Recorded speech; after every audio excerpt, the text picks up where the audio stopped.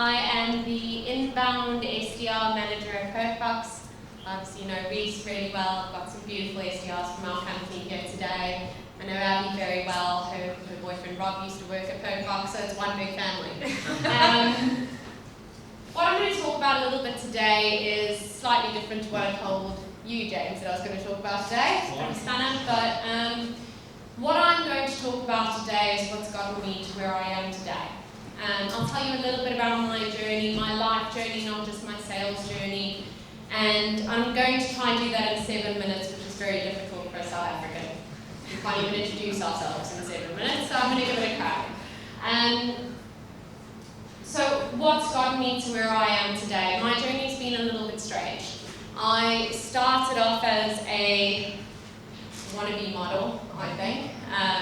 I was in magazines, I was on TV, I was in a reality show, and I spent my time thinking I was cooler than I actually was.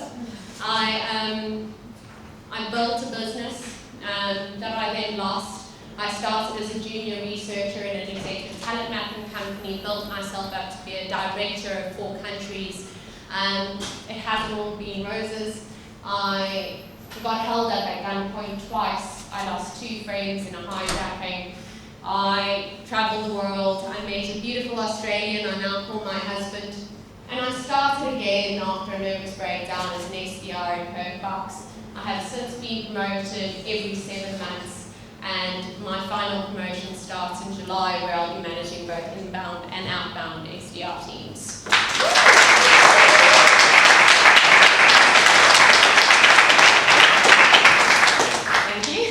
So why am I telling you all of this? I'm not telling you all of this to impress you. I'm telling you all of this because life is unpredictable. You can't really plan where you go, and you can't really plan how you get there. But in 7 minutes, I'm going to talk about the 7 lessons that I've learned. The first, what is your why? Why do you get up every morning? Why do you come to work? Why do you do what you do? We aren't curing cancer, we're in sales, so we need to figure out why we are there and why we're doing it. It's because you want a beautiful home, a beautiful family, a beautiful life. It's because you want balance. Be specific about your why and move absolutely everything in that direction. 2, be professional. Now, being professional means playing like a kid but working like an adult. And there's 3 areas that you need to be professional. The first is in customer service.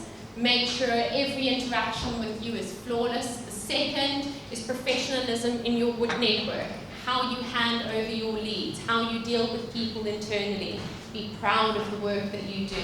And the third is be an expert in your field. Spend your time knowing your industry, knowing your product, having absolute knowledge about what you do, which is what I said I would talk about today.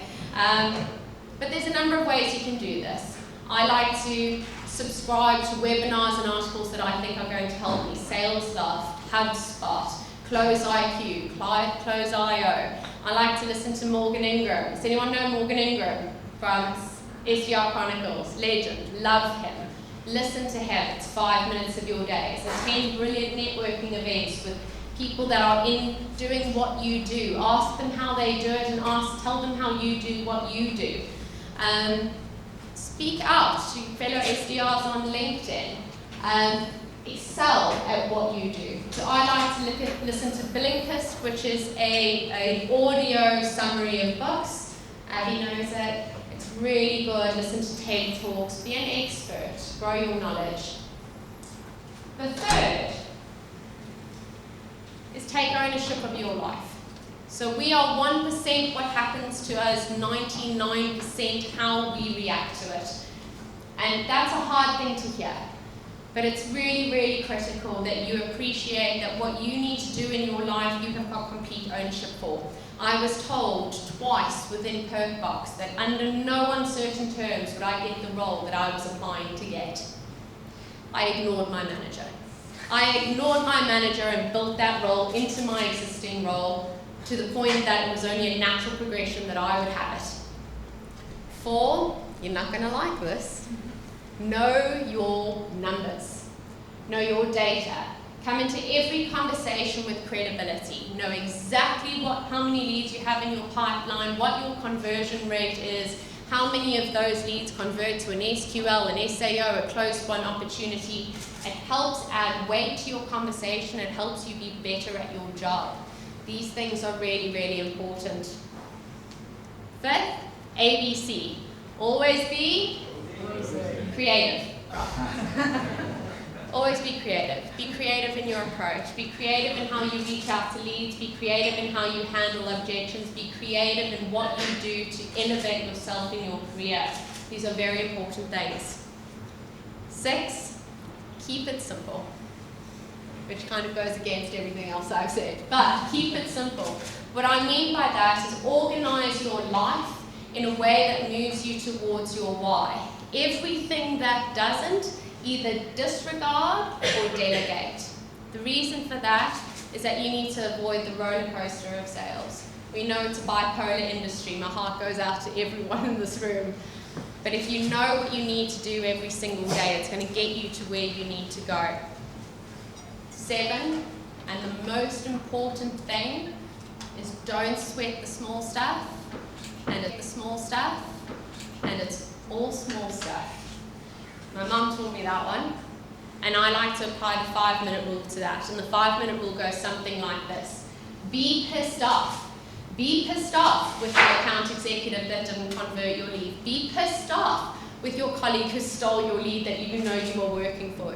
Be pissed off that something has gone wrong in your life that's horrendous and hard to deal with. But then put it in a box. Say, I am not going to let my future dictate I'm not going to let my past dictate who my future is going to be, and move on. Put a plan together and move on. So, as a recap, 1, find your why. 2, be professional. 3, take ownership of your life. 4, know your numbers. 5, always be creative, ABC.